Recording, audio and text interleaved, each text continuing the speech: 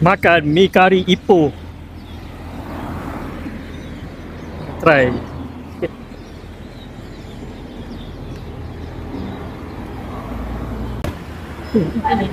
Jom lah. Tengok dia dalam. Ada apa? Makan.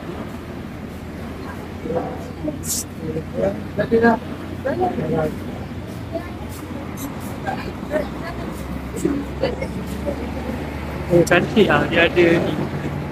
Dia poster-poster lama. Poster apa ni, Mahmud Jun ada.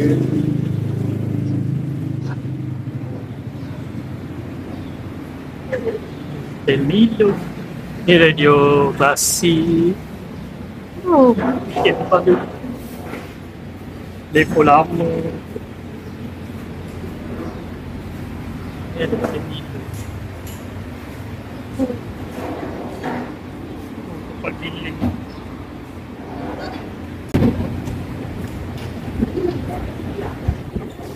Oh.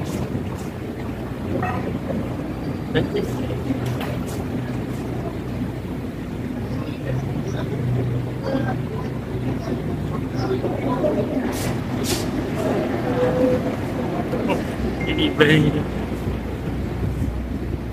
Oh, bangsa.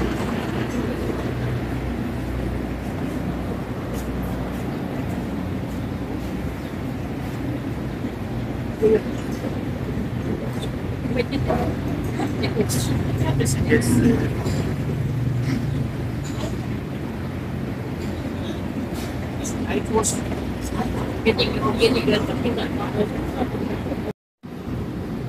Guys, kita order mi kari. Kita nak tengok mi kari dia best ke tak. Aku ready. Kan.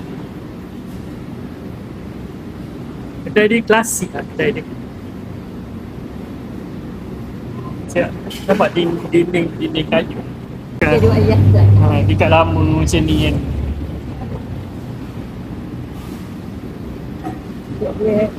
Kita dia. Ha? Ke dinding ni. Kan. Dinding zinc. Nama. Dinding zinc. Lepas tu ada ni. Ada payung lama kat atas. Payung kertas. Eh? Payung kertas. Ha. Payung kertas. Trompet. Ada trompet.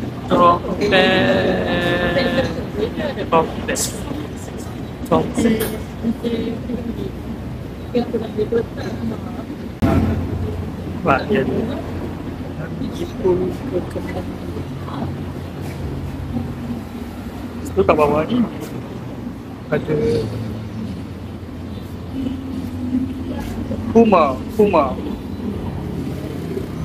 Ada Sekolah, Seven Up, Eaton, Anta,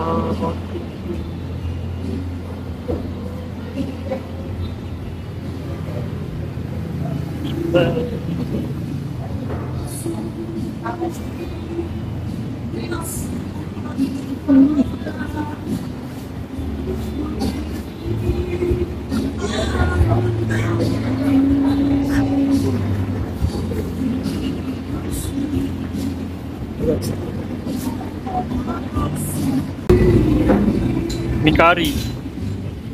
Kasih. Oh. Si ada kacang panjang lagi. Guys. Jom makan mi kari. Makan dulu Hai. Hey guys. dah makan dah mi kari apa? Mi kari Ipoh dekat Bandar Kemaman. Overall mi dia sedap, mi kari dia best. Cuma ada satu benda aku tak suka. Ada toge dalam mi kari dia, ada toge. Itu je lah, tapi boleh request sebenarnya kalau tak nak toge kan. Tapi aku makan jugalah toge. Sedap guys, kena cuba ni guys. Mi kari Ipoh. Kedai kopitiam mi kari Ipoh. Since 2002. Sejak 2002. Baru lagi lah 2002. 2002 benda lama. Lama dah kan? Ya 2002 kot. Ada jauh. 20 tahun lebih kurang lah. 20 tahun lebih lah. Lama. Sebab tahun 2000 ingatkan baru lagi. Alright guys. Kita jumpa lagi next video. Bye. So dia